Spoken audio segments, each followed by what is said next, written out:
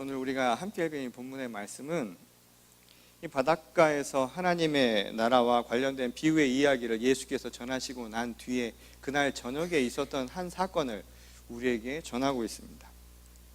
이 저녁이 되어서 예수께서 제자들과 함께 배를 타고 갈릴리 호수 건너편으로 건너가시려고 하는데 그때 갑자기 풍랑이 일었다라고 그렇게 기록을 하고 있습니다. 오랜 어부 생활의 노하우를 가지고 있었던 제자들은 아마도 나름대로 그것을 벗어나기 위해서 흔들리는 배의 중심을 잡거나 또는 배를 채우고 있는 물을 퍼내기 위해서 많은 노력들을 쏟았을 것이다. 우리가 아마 짐작을 할 수 있는 대목이죠.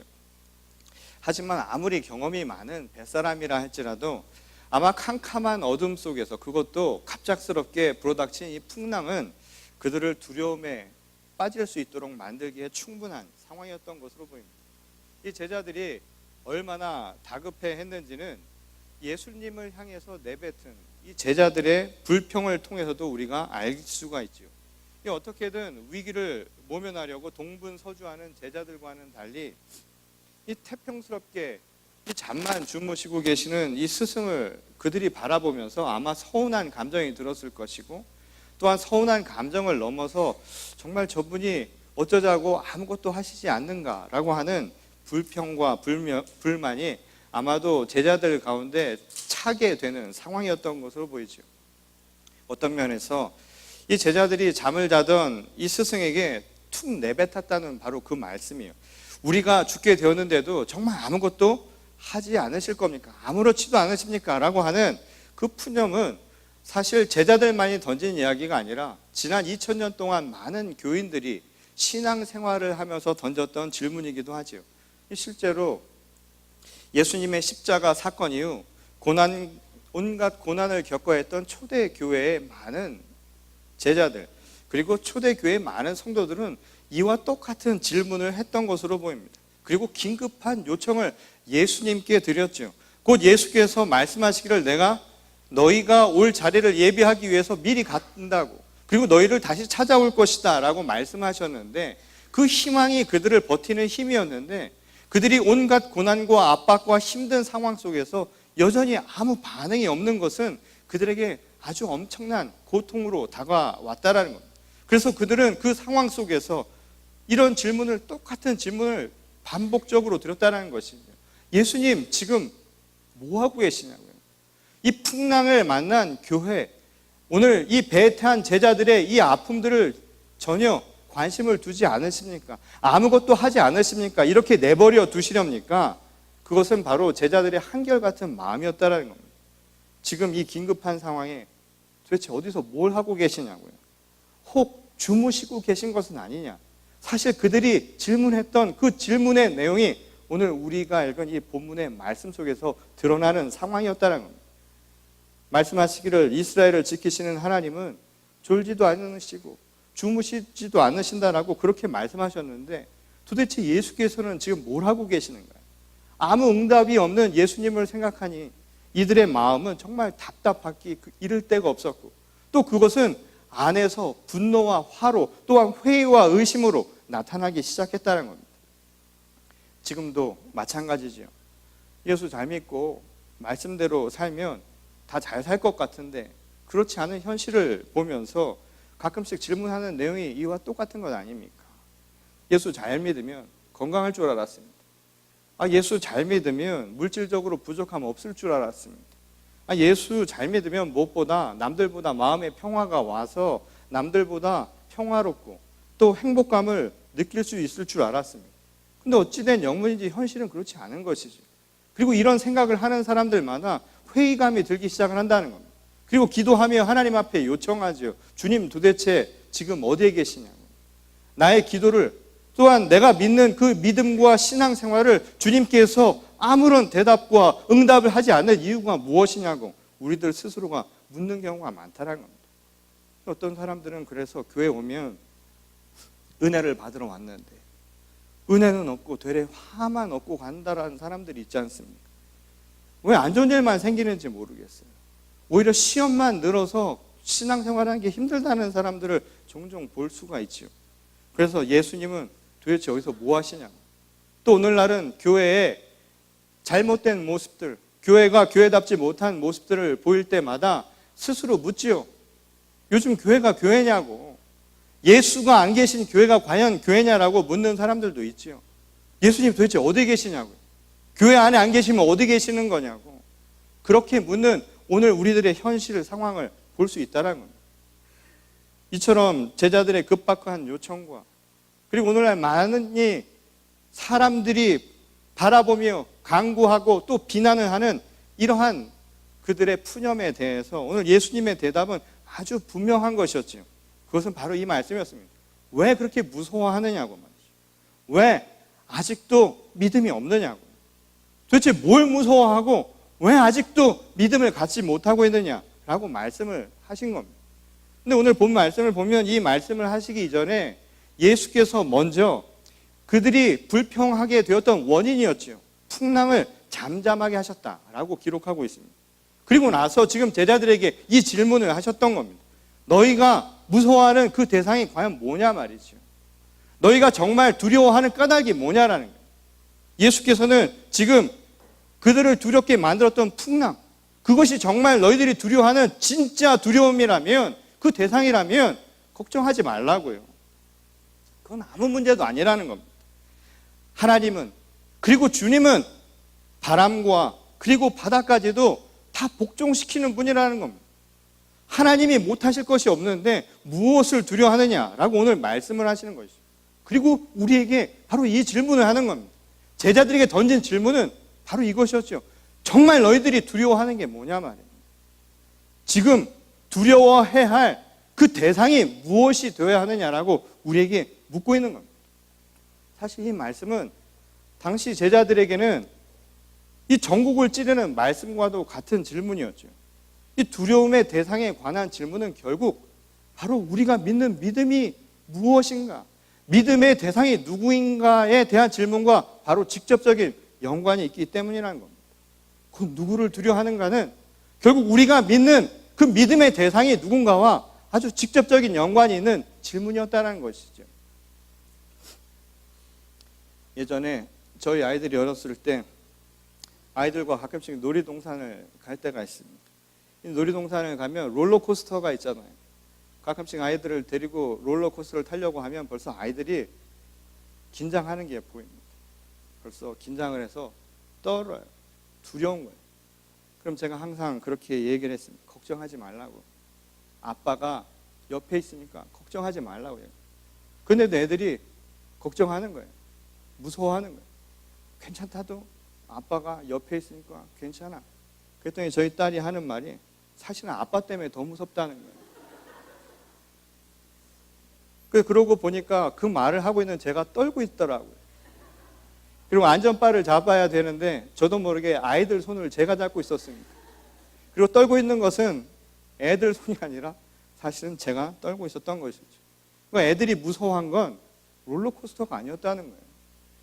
그 자체가 아니라 사실은 믿음이 가지 않은 아빠 때문에 애들은 더 무서워했다는 거예요. 이 사람들이 말이죠. 만일 어떤 상황에 대해 안전 그리고 미래에 대한 그 결과에 대해서 분명히 확신을 갖고 있다면 사람들은 그것에 대한 두려움을 갖지 않을 가능성이 그만큼 높아진다고 합니다. 그건 당연한 결과이겠죠. 내가 앞으로 장차 일어날 사건, 그 결과를 미리 예측할 수 있고 또 그것에 대한 확신을 갖고 있다면 사람들이 가져야 할 두려움이라고 하는 것은 점차 줄어들 수밖에 없다는 거예요. 왜냐하면 두려워할 필요가 없기 때문이라는 것이죠. 이 지난주부터 이 세계가 시끄럽죠. 떠들썩하죠. 월드컵이 시작을 했습니다. 저도 운동을 참 좋아하고 또 스포츠 그 시청을 아주 좋아합니다. 특별히 이 대한민국 축구를 열렬한 마음으로 응원하고 아마도 많은 분들이 어제 그렇게 응원을 하지 않았을까 싶은데 이 결과는 참 좋지 않았죠. 또 마음이 불편한 사람들도 아마 있었을 겁니다. 그런데 제가 그 축구 경기를 보면서요 항상 갖는 게 뭐냐면 특히 우리 한국 대표팀의 축구 경기를 앞두고 있으면 제가 떨어요. 긴장이 되는지 모르겠어요. 저만 그런지 모르겠습니다. 제가 심신이 특별히 약해서 그런지 모르겠지만 축구 경기를 앞두고 제가 굉장히 긴장을 해서 보게 됩니다. 그리고 그것을 조마조마한 마음으로 한순간도 놓치지 않으려고 응원하는 마음으로 또 기도하는 마음으로 시청을 하죠. 그런데 희한하게 말해요.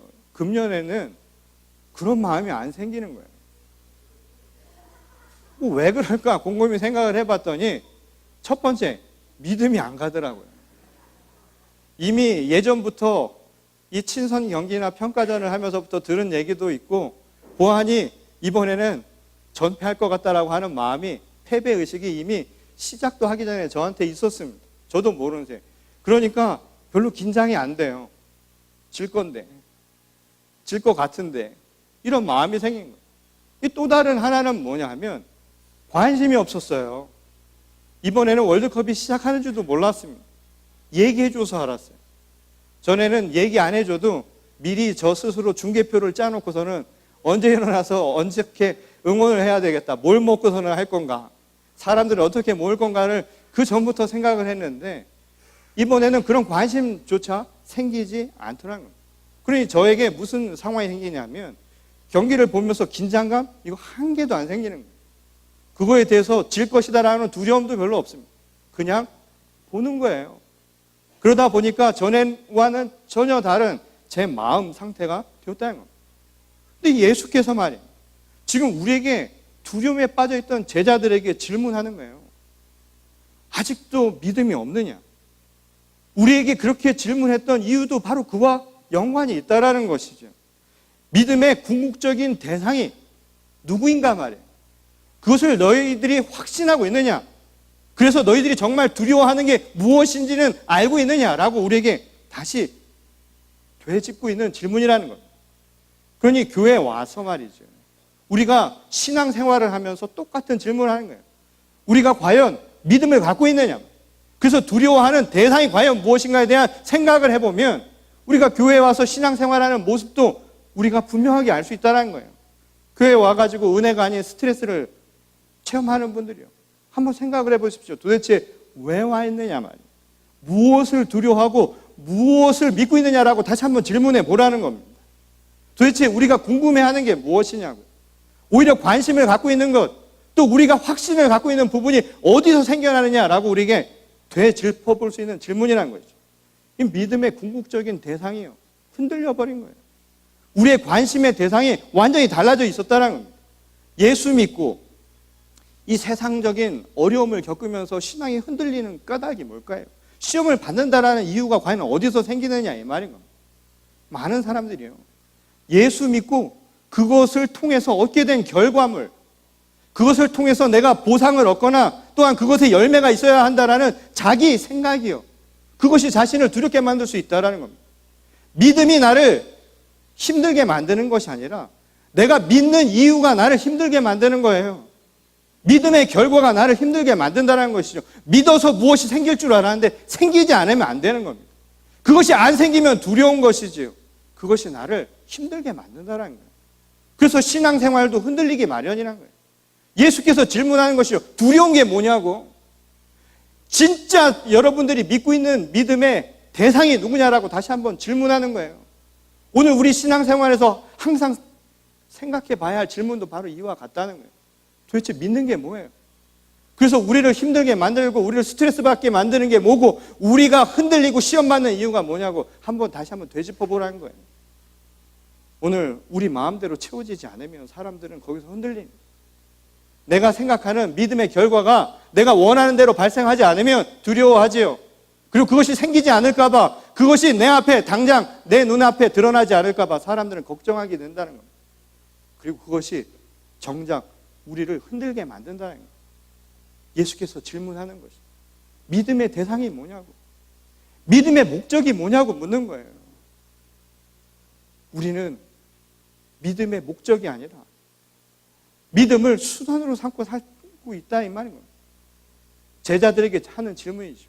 혹시 믿음이 무엇을 위한 수단은 아니었냐고.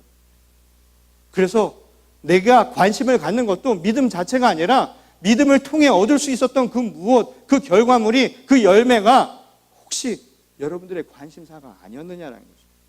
그러니 이 두려움의 대상, 또 사실은 이 받고자 하는 이 보상을 받지 못하거나 채워지지 않는 것, 그리고 그 자체가 결국 나를 두려움에 빠지게 만들 가능성이 그만큼 높아진다는 것.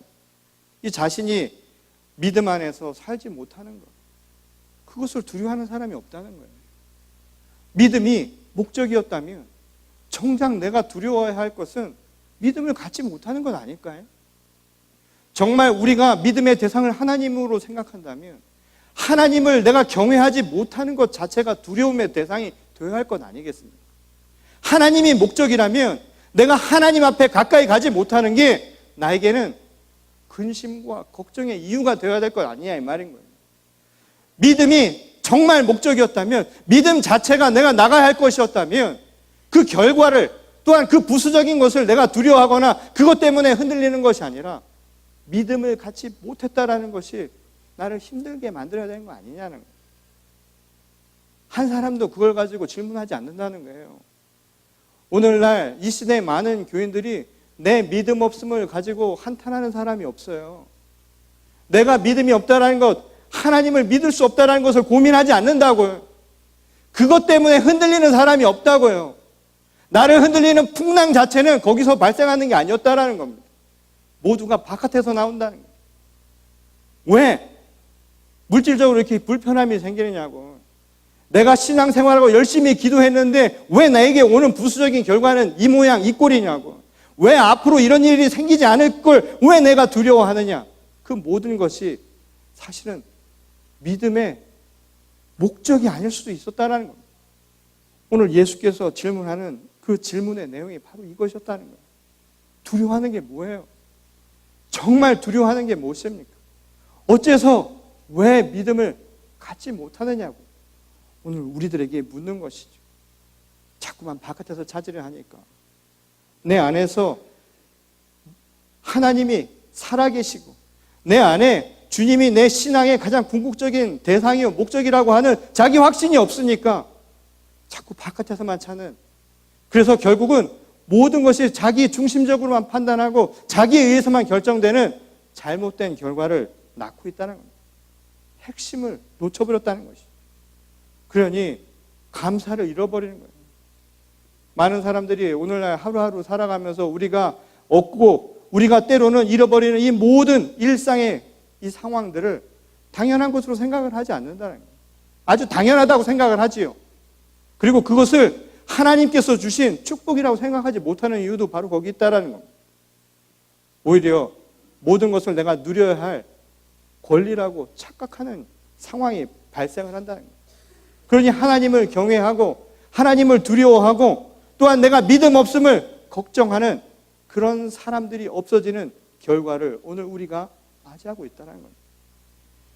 오늘 풍랑 속에서 잠을 청하고 계셨다는 예수님의 모습은 일부러 아주 얄밉도록 태어난 스승의 모습을 우리에게 보여주고자 한 이야기가 아니었다는 거예요. 이 이야기는 바로 우리의 신앙에 대한 아주 중요한 메시지를 전하는 말씀이었다는 거예요. 그리고 예수님의 모습을 통해서 우리에게 분명한 깨달음을 허락해 주시니 예수께서 태평하셨던 이유는 무엇이었을까요?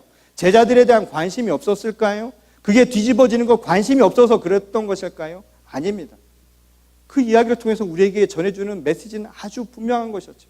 그것은 바로 아버지 하나님에 대한 믿음이었다는 겁니다. 아버지 하나님에 대한 믿음이 바로 그것이 그에게 평안을 주었다는 거예요. 그 메시지를 통해서 오늘 우리가 신앙을 어떻게 가져야 하는가 그에 대해서 다시 한번 알려주는 말씀이었다는 것이죠. 하나님은 우리를 지키시는 분 아닙니까? 졸지도 주무시지도 아니하는 분, 그들이 바로 오늘 우리와 함께하는 하나님의 모습 아닙니까? 노아의 홍수가 있을 때 노아의 방주 안에 있었던 수많은 생명들이 살 수 있었던 것은 노아의 능력이 아니었어요. 그것은 하나님의 역사였다는 겁니다. 갈대 상자에 장차 민족의 위대한 지도자가 될 아기 모세를 넣어놓고 떠내려 보낸 것. 그래서 그가 살 수 있었던 것, 그가 민족의 위대한 지도자가 될 수 있었던 것은 모세의 능력도 아니었고 그의 어머니의 기지도 아니었고 그리고 바로의 딸의 능력도 아니었다는 겁니다. 이 모든 것은 바로 하나님의 역사였다는 겁니다.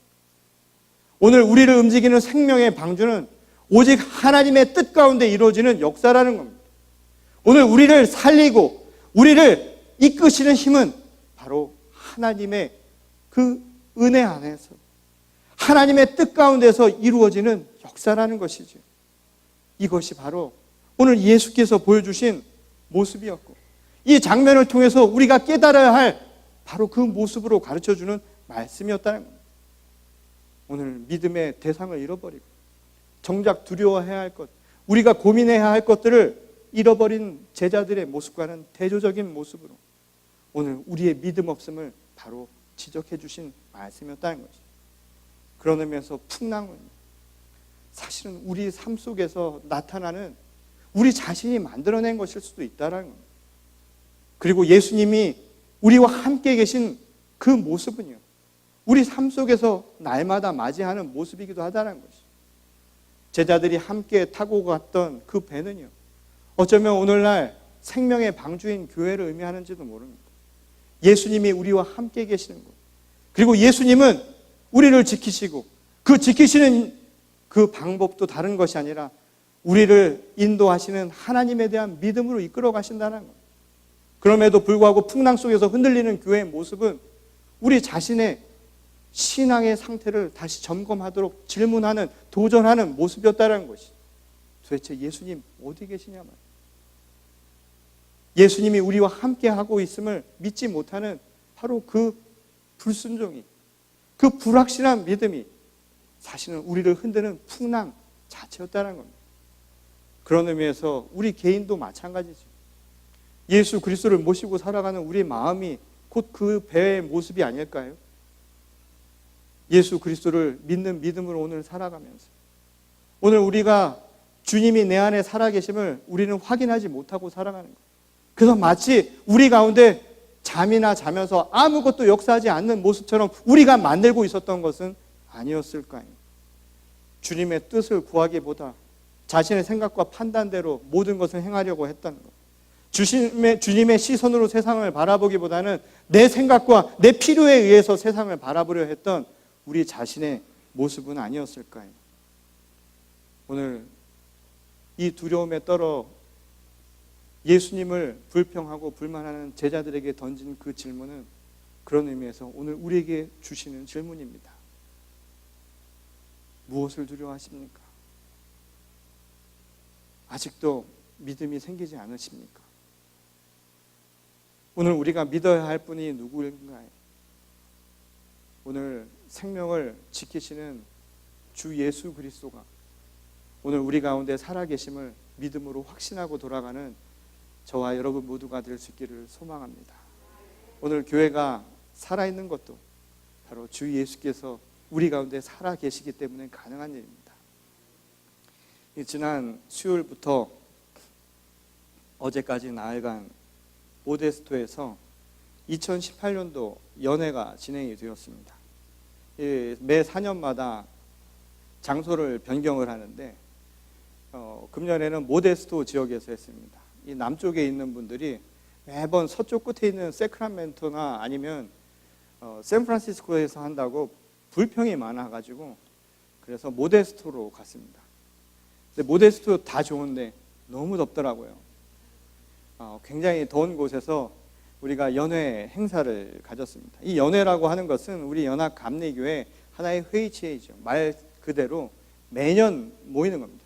그리고 우리가 속한 연회라고 하는데 애뉴얼 컨퍼런스는 캘리포니아, 네바다 애뉴얼 컨퍼런스죠. 그곳에 속해서 마치 행정구역으로 비유하자면 주와 스테이트와 같은 개념입니다.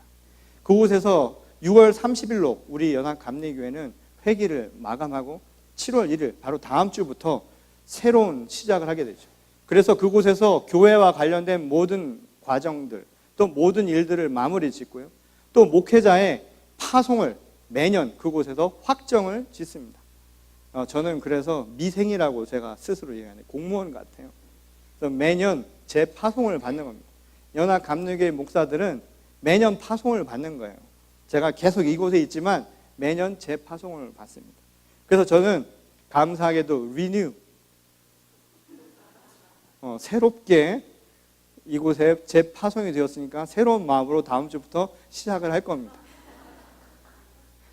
그리고 오늘 눈물로 찬양을 했던 우리 정다혜 사모님과 그리고 박현호 전사님은 다음 주부터 미국 교회의 담임 목회자로 이제 목사가 되어서 파송 목사가 되어서 이제 새로운 목회를 시작하게 됩니다. 근데 지난 수년 동안 이 연회를 계속 반복하면서 금년도가 우리가 아마 170년이 되는 그런 해였을 겁니다. 이 연회를 계속 이제 반복을 하면서 여러 주제들을 다루는데 최근 몇 년 동안 가장 핵심적인 그리고 가장 논란이 되는 주제는 바로 동성애 문제를 둘러싼 이 교단 내부의 분열 상황에 관한 것입니다.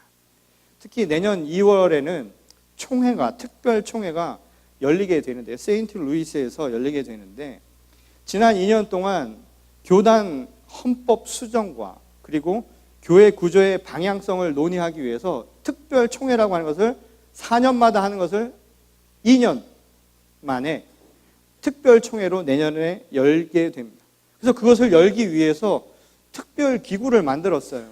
그 특별 기구는 무엇이냐면 우리 교단이 동성애 문제로 분리되지 않을 수 있는 방안들을 찾아보라 라고 해서 전 세계의 모든 이 감리교 소속되어 있는 연합 감리교에 소속되어 있는 평신도 지도자들과 그리고 목사 대표자들이 모여서 함께 논의를 했고 그래서 논의한 결과 한 가지 안건이 공식적으로 채택이 되어서 안건으로 제안이 되었습니다. 그래서 내년 특별총회는 이것을 받아들일 것인가 아닌가를 두고 결정을 하게 될 것이고 그 결과에 따라서는 200년 만에요. 남북 전쟁이 일어났던 결과였죠. 노예제 때문에 일어난 것이었는데 그때 교단이 분리되는 상황을 맞이했던 것처럼 또 한 번 교단이 분리될 수도 있는 상황을 우리가 보게 되는 아주 중요한 시점에 우리가 놓여 있게 되었다는 겁니다. 특별기구가 제안한 그 안건은 다른 것이 아니라 바로 이것입니다. 원처치 모델. 원처치 모델은 소위 말해서 동성애 지지자들과 이 반대자들이 갈라서지 않고 하나가 될 수 있는 한 교회의 지붕 안에 한 식구가 될 수 있도록 원 바디를 계속 유지할 수 있도록 궁여지책으로 만든 제안이라고 할 수 있습니다. 우리 연합 감리교회는 헌법이 있습니다. Book of Discipline이라고 해서 말하자면 장정이라고 불리는 헌법이 있죠. 지금 현재 연합 감리교회 헌법 이 장정에는 동성애와 관련된 내용들, 특별히 동성애 안수, 그리고 결혼 집례, 그리고 동성애적 행위에 대한 모든 것을 비성서적인 행위로 금하고 있습니다. 그런데 새롭게 제안된 안건은 동성애 지지자들의 의견을 수렴해서요. 이 부분을 삭제하는 것으로 안건을 결정을 했습니다.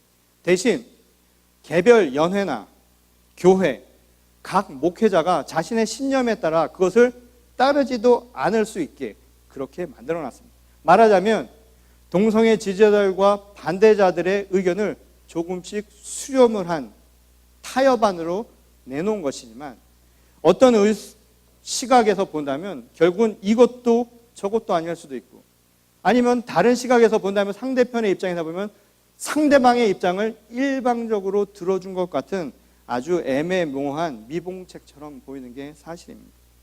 이제 모든 공은 내년 2월 총회에 대표자들에게 주어졌습니다. 특별 총회에 나갈 대표자들도 우리 연회에서는 이번 연회 기간 동안 다시 한번 확정을 지었고요. 그래서 그들이 나가서 투표를 통해서 이제 우리 연합 감리교회의 교단 분리나 아니면 한 교회가 돼서 새로운 시대를 열 것인가에 대한 결정을 하게 됩니다. 그리고 그것을 위해서 많은 사람들이 지금까지 머리를 맞대고 여러 가지 의논을 다 해왔습니다. 그런데 말이죠. 저는 지난 수년간 연회를 참석하면서 똑같은 이야기가 반복되고 똑같은 상황을 그렇게 똑같은 사람들이 똑같이 질리지도 않고 똑같은 상황에서 계속 반복하는 것을 보면서 참 마음이 아팠습니다. 머리만 맞댈 것이 아니라 마음도 맞대면 얼마나 좋을까. 그리고 그들이 궁금해하는 그 질문이 과연 어디 있을까. 저는 이런 생각을 해보았습니다. 오늘 우리에게 주시는 예수님의 말씀인 거예요. 우리가 두려워해야 할 게 정말 뭐냐 말이에요. 우리 교회가 두려워해야 할 게 뭘까요? 지금 이런 상황으로 일어나는 파편적인 결과를 우리가 두려워해야 하나요? 지금 세상이 우리를 바라보는 이 시선들이 어떠한가? 지금 풍랑처럼 다가오는 이 수많은 외적인 조건들, 외적인 환경들을 두려워해야 하냐? 이 말인 겁니다. 오늘 예수님이 우리에게 묻는 질문은 그게 아닙니다. 정말 두려워해야 할 게 뭐냐 말이죠. 우리가 믿어야 할 대상이 뭐냐 말이에요. 오늘 이 시대를 이끌어가는 진정한 믿음이 어디서 생겨나느냐 이 말인 겁니다. 오늘 예수 그리스도가 우리의 믿음의 대상이 되어야 할 것 아닙니까? 오늘 교회가 두려워해야 할 것은 예수 그리스도가 우리 간에 살아 계신가 아닌가를 두려워해야 할 것 아니냐 이 말인 것이지. 우리가 찾아야 할 것은 어떻게 미봉책을 찾아가는 것이 아니라 어떻게 하면 예수 그리스도가 우리 가운데 살아계심을 우리 스스로 확신할 수 있는가를 찾아야 할 것 아니겠습니까? 멀리서 찾는 것이 아니라 바로 살아계신 예수 그리스도를 오늘 우리 교회 안에서 확인하고, 또한 그 교회에 살아있는 모든 주님의 자녀들이 살아있는 하나님의 말씀을 두려워하고 살아있는 하나님의 말씀을 따르지 못하고 살아가는 우리 자신을 하나님 앞에 고백하고 회개하며 나설 수 있는 오늘 이 시대의 교회와 우리 제자들이 되어야 하지 않을까요? 내년도에 특별총회가 어떤 결정을 할지는 저는 잘 모르겠습니다. 그리고 그 결과가 우리에게 어떤 사이드 이펙트를 가져올지, 어떤 컨시퀀스를 가져다 줄지 저는 잘 모르겠습니다. 그러나 확실한 것은 오늘 우리 가운데 주 예수 그리스도께서 살아계시면 교회는 영원히 살 것입니다. 그리고 예수 그리스도를 찾는 주의 성도들이 살아있다면 교회는 반드시 살아갈 수 있다는 것입니다. 영원히 변치 않은 이 진리를 가지고 오늘도 생명력 있는 우리 교회를 만들어갈 수 있기를 소망합니다. 아직도 믿음이 없느냐라는 예수 그리스도의 이 질문에 우리가 떳떳이 대답하며 오늘 이 시대의 교회와 그리고 제자된 삶을 함께 만들어 나가는 저와 여러분 모두가 될 수 있기를 주님의 이름으로 간절히 축원합니다. 우리 다 같이 기도하시겠습니다. 하나님 감사합니다. 오늘도 우리 가운데 살아계시고 우리 가운데 하나님의 은총을 부어주심을 감사를 드립니다. 하나님, 때로는 저희들이 두려워할 때가 많았습니다. 무엇을 두려워했는지 사실 그 자신도 모르고 우리 삶에 채워지지 않는 것, 또는 우리 삶 속에서 해결되지 않는 문제들, 우리가 알 수 없는 여러 가지 문제들 때문에 두려워했습니다. 그러나 오늘 예수께서 우리에게 질문하신 것처럼 정작 두려워해야 할 대상이 누구였는가? 오늘 우리 믿음의 궁극적인 대상이 누구였는가를 묻게 하시기를 원합니다. 하나님, 예수 그리스도만이 내 믿음의 구원자이시오, 내 주님이심을 고백하는 우리 신앙인들이 되게 하여 주시옵소서. 생명을 잃어가고 또한 방향을 잃어가며 이 시대에 참으로 엄청난 풍랑을 만난 많은 교회와 성도들이 있습니다. 오늘 우리가 동분서주하면서 보여지는 것들에 마음을 빼앗기고 있는 그 순간에 오늘 태연히 하나님의 그 뜻을 구하는 예수님의 모습을 불평과 푸념으로 바라볼 것이 아니라 저희가 그 모습을 보며 한번 생각해 보기를 원합니다. 정말 우리가 구해야 할 것이 무엇이었던가? 우리가 믿는 이유가 무엇이었을까요? 교회에 나오면서도 정말 작은 것 하나가 될 수도 있는데, 별것도 아닌데, 정말 나를 흔들리는 것도 아닌데, 내가 다른 것 때문에 시험 들게 하고, 내가 그것 때문에 좌초하고, 오히려 하나님을 믿지 않는 아주 엄청난 결과를 만드는 내 주변의 모든 일들, 하나님, 정말 두려워할 것이 무엇이었는가? 다시 한번 묻게 하여 주시옵소서. 하나님을 믿는 믿음으로 이겨내게 하시기를 원합니다. 내가 예수 그리스도를 믿지 못하는 그 확신이 없음을 두려워하게 하시고, 주님이 내 안에 살아계셨다라는 사실을 깨닫지 못한 것에 대해서 슬퍼하게 하시고 회개하게 하여 주시옵소서. 이 시간 살아계신 하나님을 발견하고 확신을 갖고 돌아가는 주의 거룩한 제자들 되게 하여 주시옵소서.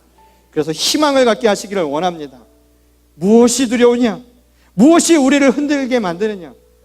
주님 한 분만이면 족합니다. 그 은혜로 오늘을 삽니다. 오늘 그 은혜로 교회를 살립니다. 오늘 그 은혜로 세상을 든든히 그리고 담대히 맞서며 살아가겠습니다. 오늘 우리에게 용기와 희망을 주시는 주님께 감사를 드립니다. 오늘 하나님 앞에 큰 영광 올려드립니다. 기뻐 받아 주시옵소서. 오늘 이 시간 마음의 문이 열리고 우리 가운데 살아계신 주님을 다시 한번 회복하며 돌아가는 주의 거룩한 성도들 되게 하여 주시옵소서. 돌아가는 발걸음 위에 하나님께서 축복하시고 은혜를 더하여 주실 줄 믿사오며 거룩하신 우리 주 예수 그리스도의 이름으로 간절히 기도드렸습니다. 아멘.